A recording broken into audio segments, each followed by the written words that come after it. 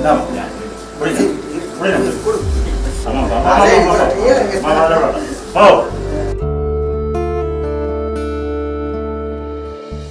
பேர் தங்கமணிங்க.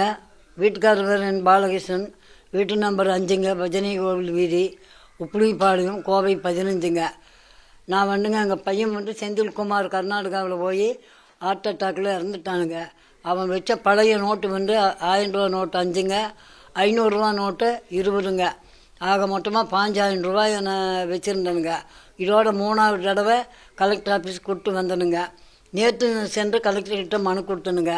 கலெக்டரெல்லாம் மனு வாங்கி பார்த்து போட்டுங்க, இது செல்லுபடி ஆகாது, பார்த்து சொல்கிறோம் போங்கன்னு அனுப்பிச்சிட்டாங்க. வெளியில் வரும்போது நண்பர்கள் எல்லாம் இருந்தாங்க. டிவியில் நான் பேட்டி கொடுத்தனுங்க. இந்த மாதிரி பணம் செல்லுபடி ஆகாதுன்னு சொல்கிறாங்க, என்ன பண்ணுறதுங்கன்னு கேட்டுட்டு இருந்தேன். அதுக்கப்புறம் அவங்க பேட்டி எடுத்தாங்க. அங்கே இருக்கிறவங்க ஒரு 500 ரூபா நோட்டை வாங்கிட்டு எனக்கு புது நோட்டை நண்பர்கள் என்கிட்ட கொடுத்துட்டாங்க. சரி நீங்கள் வீட்டுக்கு போங்க, உங்களுக்கு ஃபோன் வந்தால் நீங்கள் பேங்க்கில் பணம் மாற்றிக்கலான்னு கலெக்டர் சொன்னாருங்க, ஒப்புதல் வழங்கினார். அப்போ அதுக்கு பின்னாடி நான் வெளியே வீட்டுக்கு வந்துட்டேங்க. வந்ததுக்கப்புறம்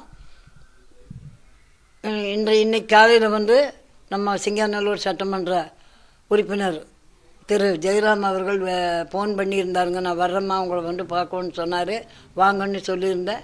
அப்புறம் வந்தார். இப்போது வந்த உடனே இந்த நோட்டுகளை எல்லாம் வாங்கிட்டு 12500 ரூபாயை வாங்கிட்டு, அதே 12500 ரூபாய் புது நோட்டாக பாருங்கள் எனக்கு கையில் கொடுத்துட்டு என்னை ஆசீர்வாதம் பண்ணிவிட்டு அவர் நல்லா இருங்கன்னு சொல்லிட்டு போயிட்டாருங்க.